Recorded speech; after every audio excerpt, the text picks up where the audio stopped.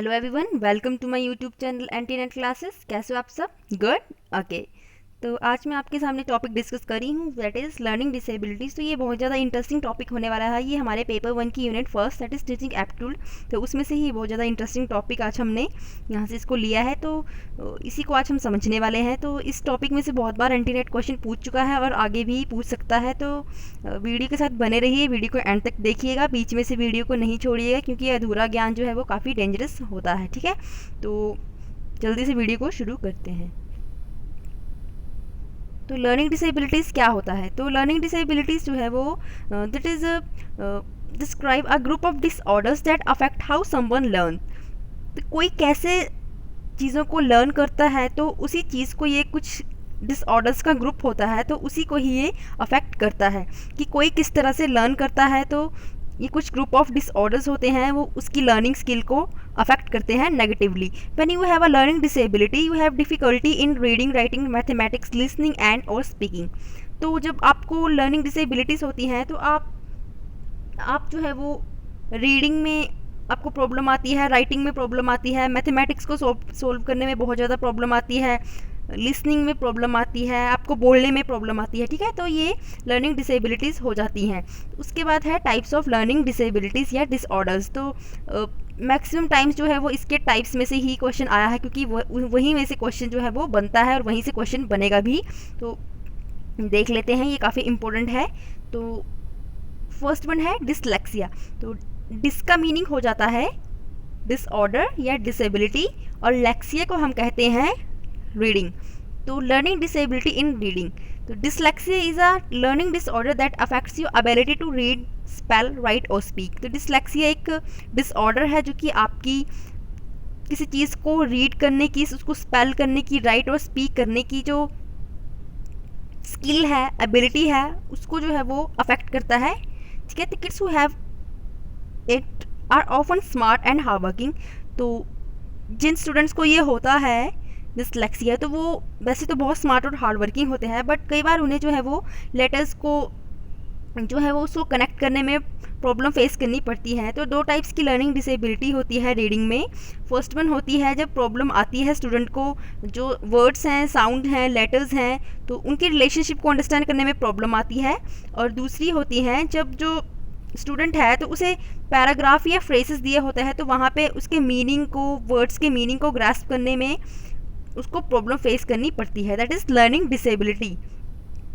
उसके बाद है डिसकैल्कुलिया। डिसकैल्कुलिया मीन्स कैलकुलेशन से रिलेटेड है, that is disability in maths. तो जिस स्टूडेंट को डिसकैल्कुलिया होगा तो उसे मैथ्स करने में प्रॉब्लम आएगी, या वो चीज़ें जहाँ पे मैथ्स इन्वॉल्व होगा तो वो उन चीज़ों को नहीं कर पाएगा। ठीक है, तो इसमें क्या होगा कि स्टूडेंट को स्ट्रगल करना पड़ता है जो नंबर्स हैं उनको ऑर्गेनाइज करने में, उनको मेमोराइज करने में। वो साइंस को नहीं पहचान पाता। ठीक है, नंबर्स उसको गिनती तक याद नहीं रहती, जैसे 5 + 5 = 10 और 5 × 5 = 25। वो मीन्स वो उसको ये साइन भी समझ में नहीं आएंगे कि ये प्लस का साइन है या ये मल्टीप्लाई का साइन है, तो वो साइन में भी उसको प्रॉब्लम आएगी। तो जिस स्टूडेंट को ये डिसकैल्कुलिया होगा, तो वो कई बार टाइम बताने में भी उसको डिफ़िकल्टी फेस करनी पड़ती है, वो टाइम भी नहीं बता सकता स्टूडेंट ढंग से। ठीक है, उसके बाद आ गया डिसग्राफिया। तो डिसग्राफिया क्या होता है? तो dysgraphia is a learning disability in writing. तो ग्राफिया मीन्स राइटिंग। तो जिस स्टूडेंट को डिसग्राफिया होगा तो उसकी राइटिंग एबिलिटी जो है वो उससे अफेक्ट हो जाएगी।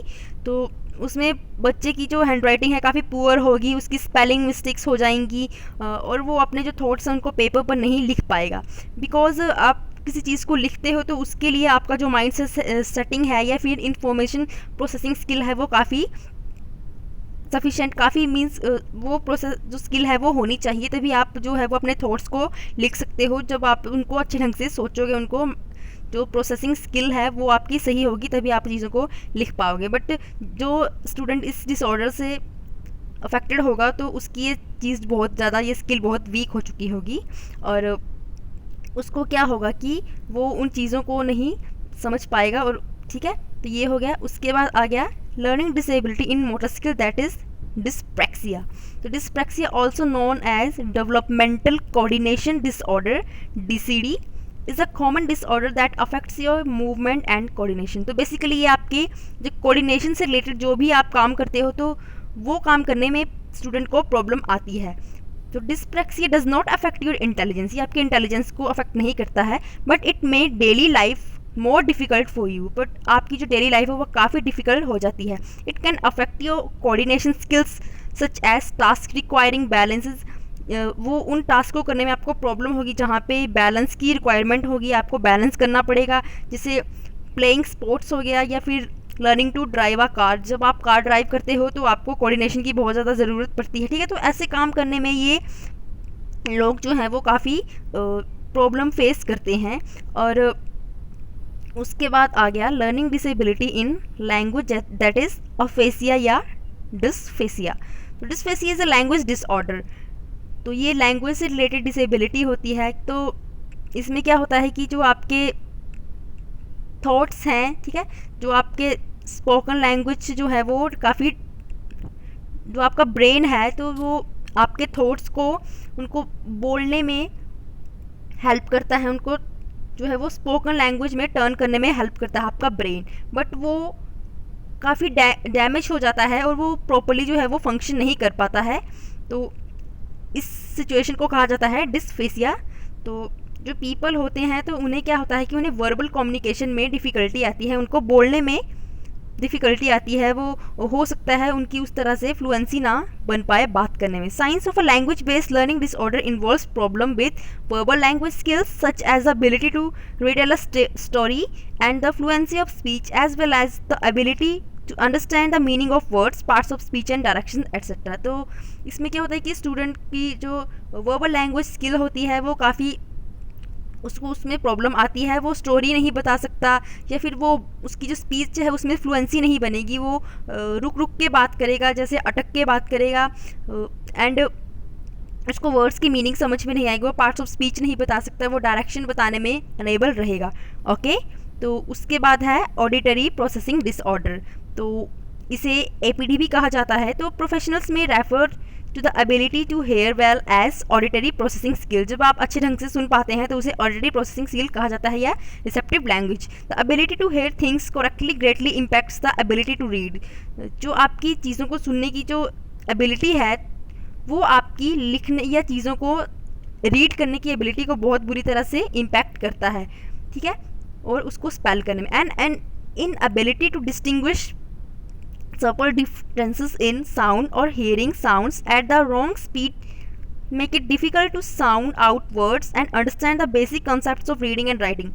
तो जिस पर्सन को ऑडिटरी प्रोसेसिंग डिसऑर्डर होगा तो वो क्या होगा कि उसे साउंड को पहचानने में बहुत ज़्यादा प्रॉब्लम आएगी, वो साउंड को नहीं पहचान सकता, उसे ये पता नहीं चलेगा कि साउंड कौन सी साइड से आ रहा है, साउंड क्या आ रहा है, ठीक है, या फिर कहीं पे नॉइस है तो नॉइस हो रही है तो वो नॉइस के बीच में अपने मतलब की बात को नहीं समझ पाता है, उसे वो मीन्स अगर कहीं बहुत ज़्यादा शोर शराबा है तो उसे वो शोर ही सुनाई देगा, उसे जो सही बात बताई जा रही है या कहीं से इंस्ट्रक्शन आ रही है उसको वो समझ में नहीं आएंगी। उसके बाद आ गया विजुअल प्रोसेसिंग डिसऑर्डर। तो इस डिसऑर्डर में क्या होता है कि बच्चे को जो है वो शेप्स में या फिर वो शेप्स को नहीं पहचान पाता या फिर वो लेटर्स को रिवर्स कर देता है, बी को डी पढ़ता है, ठीक है, तो वैसे डिसऑर्डर आ जाता है। ये नंबर्स को उल्टा पढ़ेगा, ये वर्ड को ही स्किप कर देगा, कई बार वो लाइन को ही स्किप कर देता है, वो मिस परसीविंग डेप्थ और डिस्टेंस को नहीं पता लगा सकेगा कि कितना डिस्टेंस पे कोई थिंग जो है वो कोई चीज़ है वहाँ पे रखी गई है या बनाई है, वो उसको मतलब उसको वो देख नहीं पाता है, उसके विजुअल जो प्रोसेसिंग है वो सही नहीं होती है, ठीक है। तो इसमें क्या होता है कि पर्सन जो है वो कई बार जो है वो चीज़ें जो फॉर एग्जांपल अगर ब्लैक बोर्ड पे कुछ ड्रॉ किया है टीचर ने तो वो उसको कॉपी नहीं कर पाएगा ढंग से, वो जिस तरह से उसने जो चीज़ों को देखा है वो उनको वहाँ से कॉपी नहीं कर पाएगा क्योंकि वो उसका विजुअल प्रोसेसिंग डिसऑर्डर है। ओके, तो उसके बाद है ऑटिज़म, तो ये भी इसी में आता है। तो ऑटिज़म भी एक ऐसा इसमें एक कंसेप्ट है तो जिसमें कि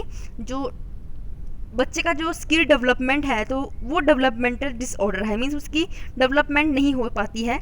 तो बच्चे को उसमें क्या होता है कि उसको कम्युनिकेट करने में प्रॉब्लम आती है, वो बॉडी लैंग्वेज को समझ नहीं पाता, उसे जो है वो समझ में नहीं आता कि वो फेशियल एक्सप्रेशंस को नहीं समझ पाता कि मुझसे सामने वाला जो बात कर रहा है वो क्या गुस्से में बात कर रहा है या प्यार से बात कर रहा है या फ्रेंडली वे में बात कर रहा है, वो बेसिक लर्निंग स्किल्स को नहीं सीख पाता है, उसके फ्रेंड्स नहीं बन पाते ज़्यादा, ठीक है, वो आई कॉन्टैक्ट भी नहीं बना सकता, तो इसे ऑटिज़म कहा जाता है।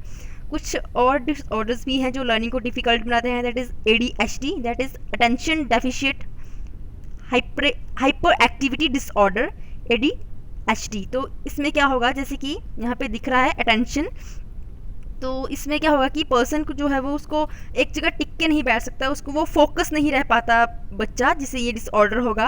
वो जो इंस्ट्रक्शन उसे दी जा रही है वो उन्हें फॉलो नहीं करेगा, वो ऑर्गेनाइज नहीं रहेगा, वो अपना होमवर्क नहीं अच्छे ढंग से उसको होमवर्क को कंप्लीट नहीं कर पाएगा, मीन्स वो कुछ भी ऑर्गेनाइज वे में चीज़ें नहीं कर पाता, और उसकी जो अटेंशन है, वो जो फोकस है, वो चीज़ों पे फोकस नहीं कर पाता, दैट इज़ ADHD। उसके बाद है, ये कुछ कॉमन टाइप्स लर्निंग डिसेबिलिटीज़ हैं जिसको मैंने जल्दी से एक, आप इसको स्नैपशॉट ही समझ लीजिए, तो इसको जल्दी से आप देख लीजिए, आप चाहें तो इसका स्क्रीनशॉट भी ले सकते हो। डिसलेक्सिया, तो डिसलेक्सिया होता है difficulty with reading problems, reading, writing, spelling, speaking. उसके बाद है dyscalculia, that is difficulty with math. Dysgraphia, difficulty with writing. Dyspraxia, that is sensory integration disorder, ठीक है। उसके बाद है dysphasia, means difficulty with language, means वो बात नहीं कर पाएगा, poor reading comprehension. Auditory processing disorder, that is difficulty hearing differences between sounds, problem with reading comprehension language. और लास्ट वन है visual processing disorder, that is difficulty interpreting visual information, problem with reading maths, maps, chart, symbol, pictures, ठीक है। तो ये कुछ disorders हैं जो कि काफ़ी इंटरेस्टिंग थे, और आपने इनको पूरे अच्छे ढंग से याद रखना है, क्योंकि इसमें से जो है क्वेश्चन आने की संभावना रहती है। सो आई होप आपको वीडियो अच्छा लगा, तो वीडियो को लाइक भी कीजिए और चैनल को सब्सक्राइब कर दीजिए, और वीडियो का PDF लेने के लिए मुझे टेलीग्राम ग्रुप पर जरूर ज्वाइन कीजिए। Thanks for watching, bye bye, take care, मिलते हैं नेक्स्ट वीडियो में।